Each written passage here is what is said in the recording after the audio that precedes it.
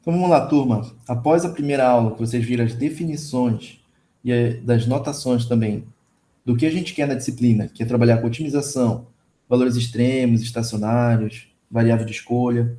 Então vamos estar dando continuidade, porque agora a gente precisa aplicar um teste para estar encontrando aquele nosso valor, o nível de produção, que é o Q, que vai estar levando ao máximo na nossa função lucro. Então, a gente precisa do nosso teste da derivada primeira. Então, vamos seguir aqui para os nossos slides. Então, o teste da derivada primeira, a gente vai iniciar, ao invés de vir com os conceitos mais matemáticos, vamos verificar aí, visualmente, como é que se dá esse teste da derivada primeira. Assim, a gente vai conseguir ter uma compreensão melhor, para depois a gente seguir com a definição em si. Só tentar conseguir colocar aqui o slide. Aí. Então, a gente tem aqui uma função, esse nosso primeiro gráfico. Vejo que a gente tem a curva dessa função. Ela vem até o ponto C, depois vai até o ponto D, e depois ela volta a cair e segue todo o seu percurso, que até aqui não é mais interessante para a gente. Então, analisando aqui nesse recorte, a gente vai querer analisar esse C, que seria o nosso mínimo relativo, e esse D, sendo o nosso máximo relativo. Professor, mas esse ponto aqui não pode ser menor que esse outro? Pode, aqui podia ser um outro mínimo também relativo. Eu não sei se é um mínimo global ou não, que não é do meu interesse. Aqui eu quero analisar só o C e o D. Então vamos estabelecer e lembrar, por regra de derivada, o que é uma derivada. A derivada ela vai ser o quê? Ela vai medir a reta tangente à curva da função. Então vejo que esse D aqui, ela é medida por essa reta que passa o quê? Tangenciando a curva da função. Então isso daqui nada mais é do que uma derivada da curva da função. Só que como ela possui uma inclinação zero, ou seja, ela nem possui inclinação em relação ao eixo x, a gente tem que essa derivada igual a zero. Tanto nesse caso quanto nesse outro aqui de cima. Pelo fato de a gente ter essa inclinação aqui igual a zero. A inclinação da curva, que é a derivada, a gente poderia ter várias outras retas tangentes à curva da função aqui. Vamos supor que estão tocando apenas em um ponto aqui, tá, gente? A gente poderia ter vários pontos dessa reta tangente à curva da função. Só que se a gente iguala essa derivada a zero, a gente consegue estabelecer esses pontos lá em cima ou aqui embaixo. Só que quando a gente faz nossa derivada igual a zero, a gente vai encontrar esses valores aqui embaixo, x1 e x2. E quando a gente encontra esses valores, a gente ainda não sabe se x1 é o máximo ou mínimo e se x2 é o máximo mínimo. Ou até mesmo se cada um deles pode ser um ponto de inflexão, que a gente já vai ver daqui a pouco.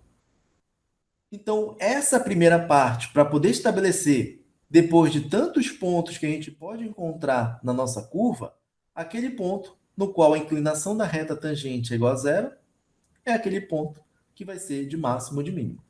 Então, a gente tem essa nossa primeira condição para achar esses pontos, que vão ser os extremos, e a gente chama essa primeira de condição necessária. Porque é necessário fazer a primeira derivada igual a zero para a gente encontrar, dentre todos os pontos extremos.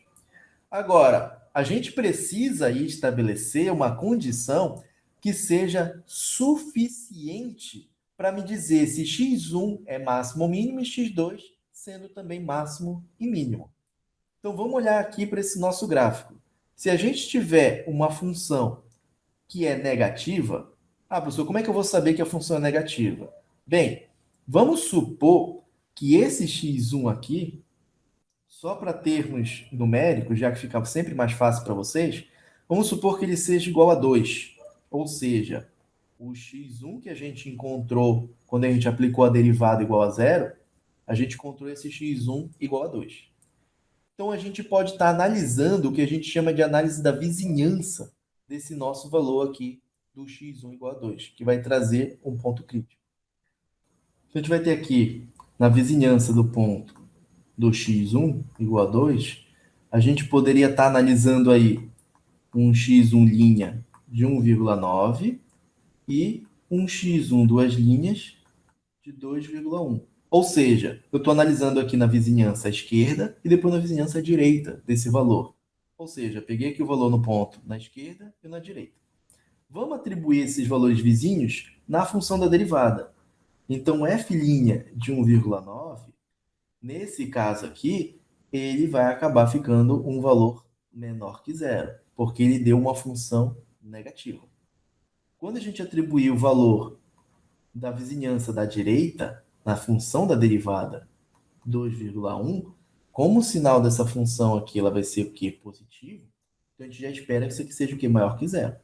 Então daqui a gente saiu de um valor que era negativo e foi para um valor positivo.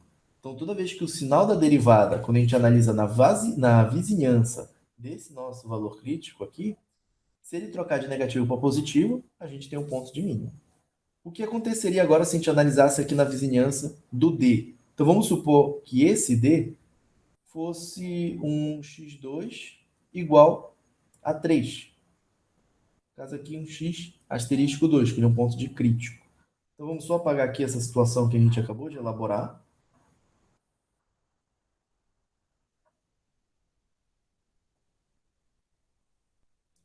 Agora vamos verificar como é que fica na vizinhança desse nosso valor.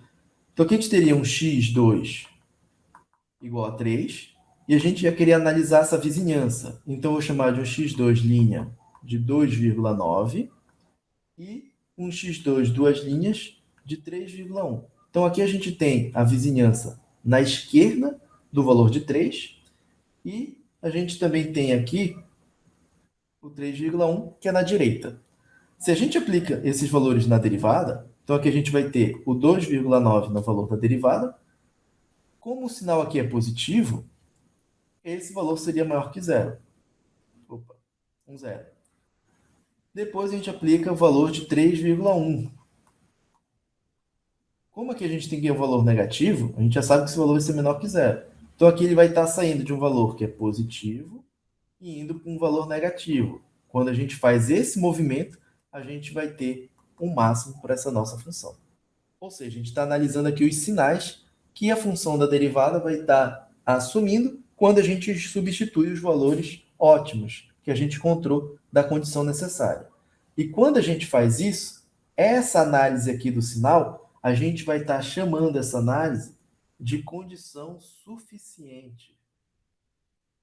Porque ela agora já é suficiente para estabelecer que o x1 e o x2 são máximo ou mínimos. Nesse nosso exemplo, esse x1 aqui igual a 2 seria um valor mínimo e esse x2 seria um valor máximo. Por isso que a gente tem aqui, ó, o C é um mínimo relativo e o D é um máximo relativo.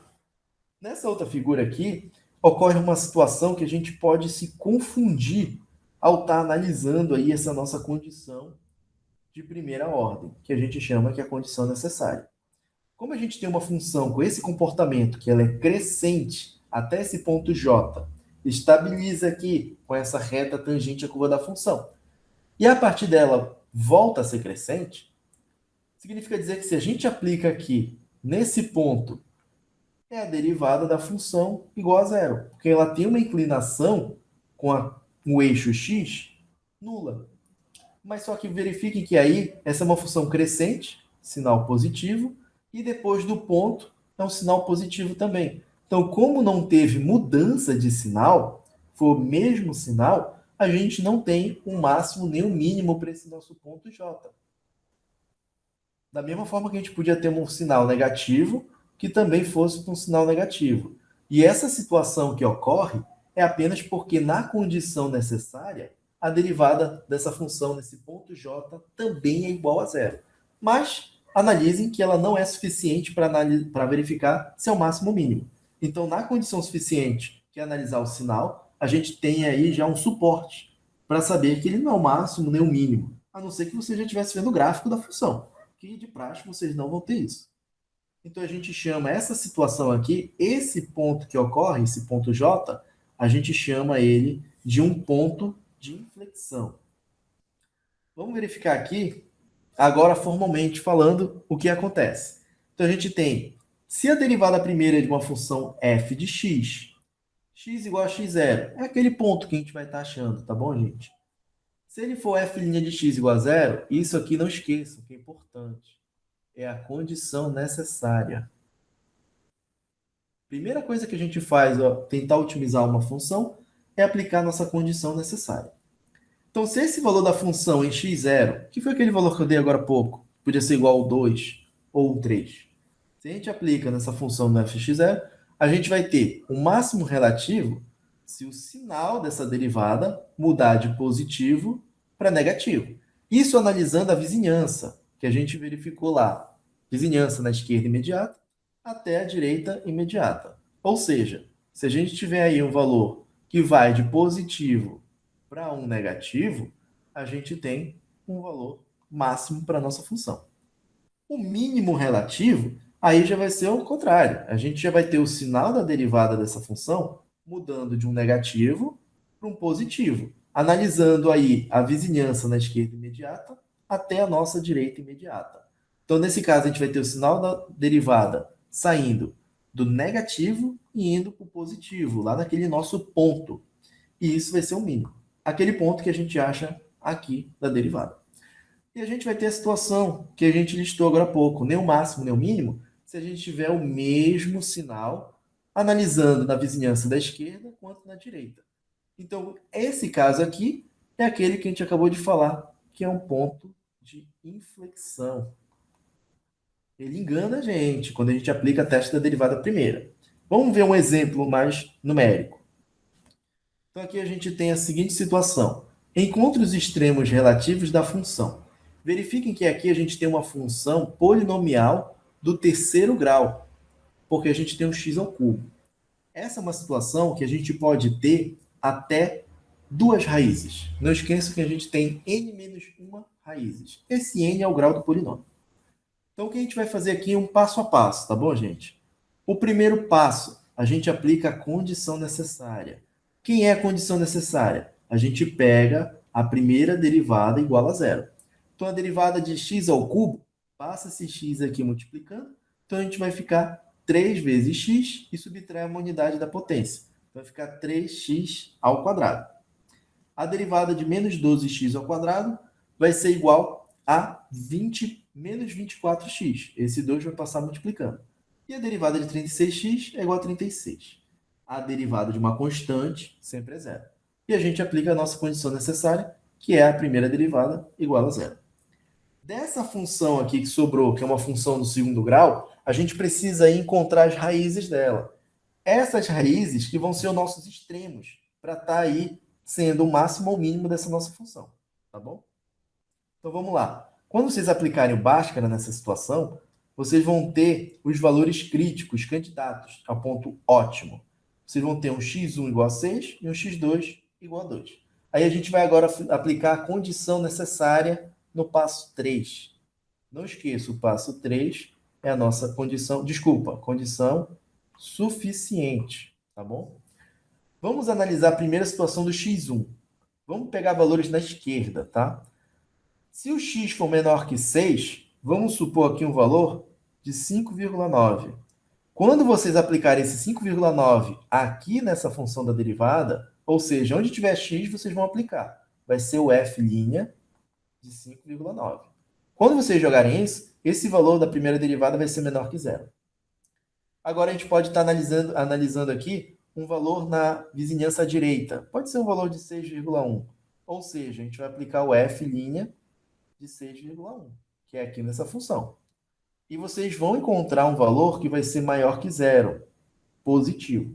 Então vejam que aqui a gente está saindo de um sinal negativo e indo para um sinal positivo. Essa troca do negativo para o positivo caracteriza o nosso mínimo relativo. Então a gente tem que o x1 igual a 6 vai provocar um mínimo na função f de x. Vamos analisar agora esse x2 igual a 2 na sua vizinhança. Vamos pegar um valor menor do que 2. Pode ser 1,9. Sempre é um valor bem próximo, tá, gente? A esquerda imediata. Evitem pegar o número 1 e o vizinho na direita o número 3. Peguem valores bem próximos. Então, se a gente atribuir o x igual a 1,9, a gente vai estar calculando o f' de 1,9. E a gente verifica que esse valor vai ser positivo. Basta substituir e vocês vão encontrar esse valor. Vamos verificar a vizinhança na direita, um 2,1. Ou seja, quando vocês calculam aí já o f' de 2,1, que é simplesmente jogar o 2,1 nessa função da derivada, vocês vão encontrar um valor que é menor que zero. Então vejam que aqui a gente está saindo de valor que o sinal da primeira derivada, nesse ponto, x igual a 1,9, vai ser positivo e passar o quê? Para negativo. Essa mudança de mais para menos caracteriza um máximo relativo. O último passo é entender que esse x1 provoca um mínimo em fx. E esse x2 provoca um máximo em fx. Mas a gente precisa encontrar quem é o f6 e quem é o f2. É necessário saber disso para a gente ter um ponto de máximo e um ponto de mínimo. Até então, a gente só tem os valores x, que são estacionários. A gente precisa saber os valores do f6 e o f2. Então, o quarto passo, a gente está encontrando aí o valor. Quando vocês substituírem lá na função fx, vocês substituírem o x igual a 6, vocês vão obter o f6, que a gente está vendo aqui, que é igual a 8. Assim como, se a gente fizer o f de x e calcular o f2, o valor dele é igual a 40. Graficamente é fácil. A gente está determinando que quando o x de fato é igual a 2, a gente tem o quê? Um máximo da nossa função, que é igual a 40. E quando o x é igual a 6, a gente tem um mínimo nessa função quando a gente vai ter o y igual a 8. Verifique que aqui a gente tem a reta tangente à curva da função. Então, quando a gente pegou essa nossa função y, que é o f de x, e aplicou nela a derivada igual a zero, na condição necessária, a gente encontrou os dois valores. O x1 igual a 6 e o x2 igual a 2. E a gente não sabia quem era máximo e mínimo, e aplicando o teste da derivada primeiro, a gente conseguiu estabelecer aí a característica deles. Agora, a gente vai ter na próxima aula o teste da derivada segunda. Só que o que acontece? Para a gente aplicar o teste da derivada segunda, que é uma outra ferramenta para a gente encontrar um valor máximo e mínimo, e nesse caso a gente ainda está trabalhando com uma função de uma única variável, no caso um fx, a gente só teve conhecimento da aplicação com uma única derivada. Agora a gente precisa aplicar outras derivadas, ou seja, uma segunda, uma terceira, e a gente precisa estar conhecendo esse comportamento e como é que funciona essa nossa dinâmica e interpretação dela. Então, até a próxima aula.